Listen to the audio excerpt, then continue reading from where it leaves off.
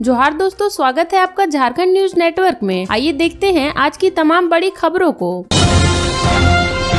CM Champai Soren 3 जुलाई को 1500 शिक्षकों को देंगे नियुक्ति पत्र। झारखंड के 9 चयनित 1500 +2 शिक्षकों को 3 जुलाई को नियुक्ति पत्र दिया जाएगा। स्कूली शिक्षा एवं साक्षरता विभाग ने इसकी तैयारी प्रारंभ कर दी है। मुख्यमंत्री चंपाई सोरेन शिक्षकों को नियुक्ति पत्र देंगे। नियुक्ति पत्र वितरण समारोह दिन के 12 बजे धुरवा स्थित प्रभात तारा मैदान में होगा। नियुक्ति पत्र वितरण समारोह में वित्त मंत्री डॉक्टर रामेश्वर उरांव, श्रम मंत्री सत्यानंद भोक्ता भी शामिल होंगे। राज्य में वर्ष 2022 में 3120 +2 शिक्षकों की नियुक्ति प्रक्रिया शुरू की गई थी।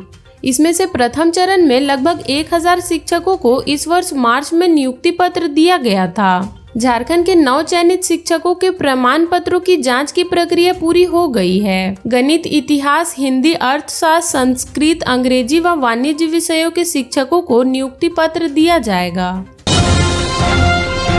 झारखंड में चुनावी उलूगुलान, पक्ष विपक्ष ने विधानसभा चुनाव के लिए कसी कमर। झारखंड की राजनीतिक फिजा में चुनावी रंग घुल रहा है। विधानसभा चुनाव के लिए मैदान सज रहे हैं। पार्टियों ने चुनावी तैयारी शुरू कर दी है। पक्ष विपक्ष के नेताओं के भाषण और मिजाज चुनावी है। वहीं जमीनी स्तर पर चुनाव की तैयारी भी शुरू है। जेल से निकलने के बाद हेमंत सोरेन ने मोर्चा संभाल लिया है। उनके साथ उनकी विधायक पत्नी कल्पना सोरेन और मुख्यमंत्री चंपाई सोरेन कैंपेन मास्टर है। भोगनाडी के कार्यक्रम से झामुमो ने भावी राजनीति के संकेत दिए हैं। उन्होंने कहा कि हमारी सरकार फिर से बनी तो झारखंड में माइंस मिनरल में यहाँ के लोगों का हक होगा। वहीं भाजपा के प्रदेश अध्यक्ष बाबूलाल मरांडी ने सरकार को घेरा। उन्होंने कहा कि आदिवासी खतरे में है। संथाल परगना में आदिवासियों की संख्या लगातार घट रही है। दूसरी ओर भाजपा ने विधानसभा चुनाव को देखते हुए 3 महीने का खाका तैयार किया है। इसमें विस्तारित कार्य समिति से लेकर घोषणा पत्र व आरोप पत्र तैयार करने के लिए कमेटी बनाई गई है। कांग्रेस आला कमान ने भी प्रदेश के आला नेताओं के साथ विधानसभा चुनाव को लेकर बैठक की। इसमें प्रदेश के नेताओं को चुनावी टिप्स दिए और ब्लूप्रिंट बनाने को कहा। झारखंड में निर्धारित समय से पूर्व विधानसभा चुनाव की अटकलें लग रही है। वर्तमान विधानसभा का कार्यकाल 5 जनवरी तक है। राजनीतिक गलियारे में चर्चा है कि झारखंड में हरियाणा व महाराष्ट्र के साथ अक्टूबर में चुनाव हो जाए। चुनाव आयोग अक्टूबर को समय सीमा मानकर तैयारी में जुटा है। वर्ष 2019 में झारखंड में नवंबर-दिसंबर में चुनावी प्रक्रिया पूरी हुई थी। 6 नवंबर को पहले फेज के लिए अधिसूचना निकाली गई थी। वहीं 30 नवंबर से 20 दिसंबर तक 5 चरणों में विधानसभा चुनाव हुए थे।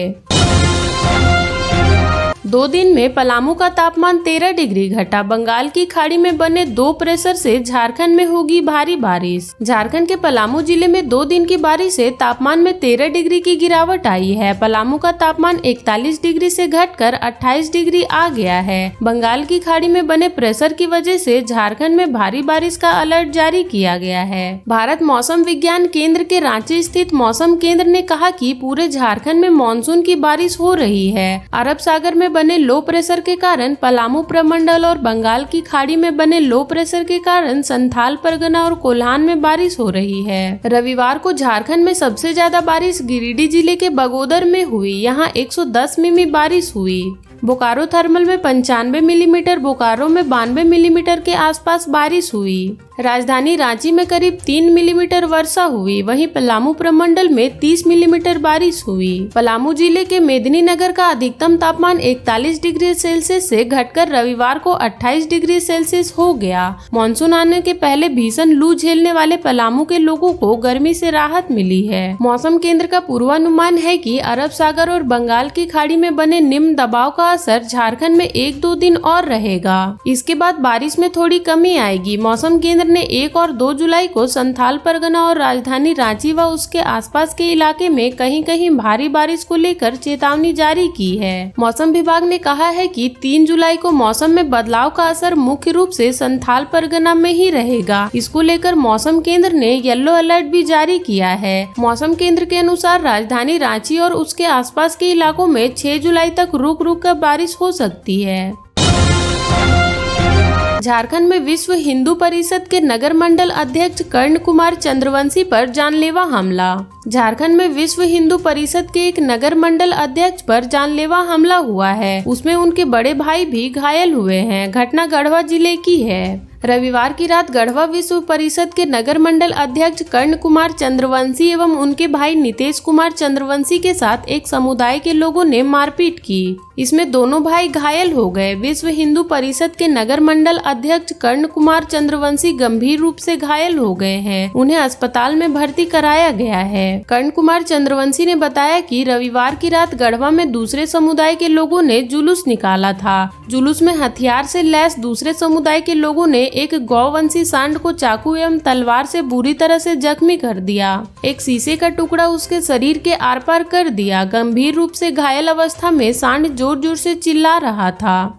कर्ण कुमार चंद्रवंशी ने कहा कि सांड की आवाज सुनकर वह घर से बाहर निकले। देखा कि जुलूस में शामिल लोग उस पर चाकू व तलवार से हमला कर रहे हैं। भीड़ को उन्होंने ऐसा करने से मना किया तो जुलूस में शामिल लोगों ने उन पर हमला कर दिया। उनके भाई नितेश कुमार चंद्रवंशी, विकास कुमार संस्कार, अंकित संस्कार व अन्य पर भी 200 लोगों ने एक साथ हमला किया। कर्ण कुमार ने कहा कि भीड़ से बचने के लिए वे लोग अपने घर की ओर भागे तो जुलूस में शामिल लोगों ने उनके घर तक उनका पीछा किया। किसी तरह उन लोगों ने अपनी जान बचाई। घटना की जानकारी पुलिस को दी गई। पुलिस जब घटना स्थल पर पहुंची तो देखकर दूसरे समुदाय के लोग जुलूस के साथ आगे निकल गए। इस संबंध में कर्ण कुमार और अन्य ने गढ़वा थाने में 2 नामजद सहित 200 अज्ञात लोगों के विरुद्ध प्राथमिकी दर्ज कराने के लिए आवेदन दिया है। इसके बाद एसडीपीओ नीरज कुमार, पुलिस निरीक्षण सह थाना प्रभारी ब्रिज कुमार शाहिद और अन्य पुलिस कर्मी गढ़वा सदर अस्पताल पहुंचे और घायलों से घटना की जानकारी ली। आगे की कार्रवाई की जा रही है।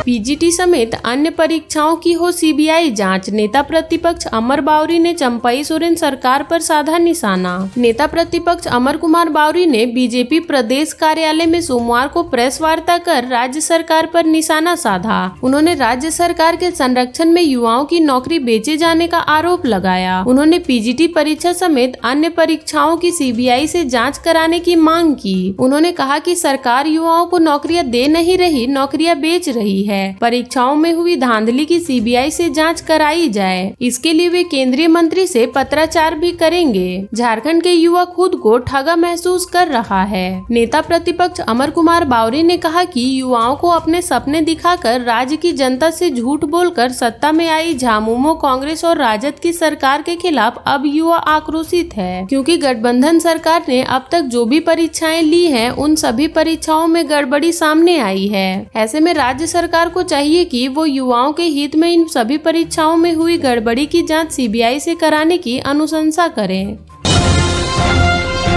आपको भी मिलेगी 200 यूनिट बिजली फ्री। चंपई सोरेन की सरकार ने दी सौगात। झारखंड में राज्य सरकार नागरिकों को फ्री बिजली देने वाली है। जी हां, यह फैसला कैबिनेट मीटिंग में लिया गया है कि झारखंड वासियों को मुफ्त बिजली दी जाएगी। दरअसल शुक्रवार 28 जून को कैबिनेट मीटिंग में फैसला लिया गया कि घरेलू बिजली उपभोक्ताओं को 200 यूनिट तक बिजली मुफ्त मिलेगी। झारखंड सरकार की इस योजना का लाभ राज्य के घरेलू उपभोक्ताओं को मिलेगा जिनकी बिजली बिल 200 यूनिट प्रति महीने तक होगा। जिन घरेलू उपभोक्ताओं का बिजली बिल 200 यूनिट से ज्यादा आएगा, उन्हें अपना पूरा बिजली बिल देना पड़ेगा।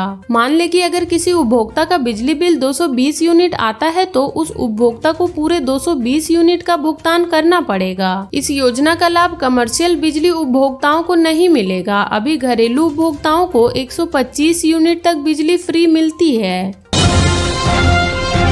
झारखंड विधानसभा में भर्ती और प्रोन्नति का मामला कोर्ट में लंबित। कर्मचारियों को फिर प्रमोशन देने की तैयारी। झारखंड विधानसभा के पूर्व स्पीकर इंदर सिंह नामधारी और आलमगीर आलम के कार्यकाल में नियुक्त हुए 400 से अधिक कर्मियों की बहाली पर सवाल उठे हैं। इससे संबंधित मामला हाईकोर्ट में भी चल रहा है। इस बीच विधानसभा अपने चतुर्थ वर्गीय कर्मियों को कनीय सचिवालय सहायक व निम्न वर्गीय लिपिक के साथ साथ सुरक्षा प्रहरी पद पर प्रोन्नत करने जा रही है।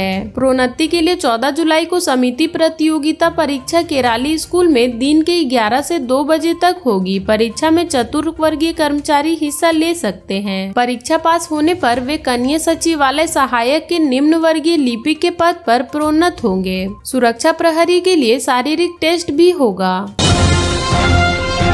वह रात में बीच सड़क पर बाइक खड़ी कर ट्रक चालकों से करता था वसूली। झारखंड के गिरिडीह जिले में एक युवक रात में बीच सड़क पर बाइक खड़ी करके ट्रक चालकों से रंगदारी वसूलता था, लेकिन पुलिस ने उसे हिरासत में ले लिया है। पुलिस ने बताया कि गिरिडीह के शहरी क्षेत्र में बस स्टैंड रोड पर रात के अंधेरे के बीच सड़क पर बाइक खड़ी करके ट्रक चालकों से रंगदारी मांगने वाले एक युवक को पुलिस ने हिरासत में लिया है। युवक का नाम दिलशाद है। वह खुद को मगधपुर का रहने वाला बता रहा है। पुलिस दिलशाद को हिरासत में लेकर पूछताछ कर रही है। रविवार 30 जून को रात करीब 12 बजे गिरिडीह के नगर थाना क्षेत्र के बस स्टैंड रोड पर बाइक सवार दो युवक बीच सड़क पर बाइक खड़ी करके ट्रक चालकों को रोककर गाली गलौज कर रहे थे। ट्रक चालकों से 500 की रंगदारी की मांग कर रहे थे। इसी बीच सदर एसडीपीओ विनोद रवानी पेट्रोलिंग करते हुए वहां पहुंच गए। जैसे ही एसडीपीओ रवानी मौके पर पहुंचे, एक युवक वहां से फरार हो गया। दूसरे युवक को एसडीपीओ ने पकड़ लिया। घटना के करीब 15 मिनट तक बस स्टैंड रोड पर वाहनों की कतार लग गई। इसके बाद एसडीपीओ ने नगर थाना पुलिस को सूचना दी। युवक को नगर थाना पुलिस के हवाले कर दिया। इसके बाबत एसडीपीओ ने बताया कि पिछले कुछ दिनों से लगातार सूचना मिल रही थी कि बस स्टैंड रोड पर कुछ युवक ट्रक चालकों से रंगदारी वसूल कर रहे हैं। इसी सूचना के आधार पर रात में गश्ती करते हुए वह उस जगह पर पहुंचे। वहां से एक युवक को पकड़ा गया है। उससे पूछताछ की जा रही है। पुलिस यह पता लगाने की कोशिश कर रही है कि इसके साथ और कौन कौन शामिल हैं। झारखंड के ऐसे ही छोटी बड़ी खबरों से जुड़े रहने के लिए चैनल को सब्सक्राइब कर ले और बेल आइकन प्रेस कर ले ताकि हर वीडियो का नोटिफिकेशन आपके फोन पे चला जाए।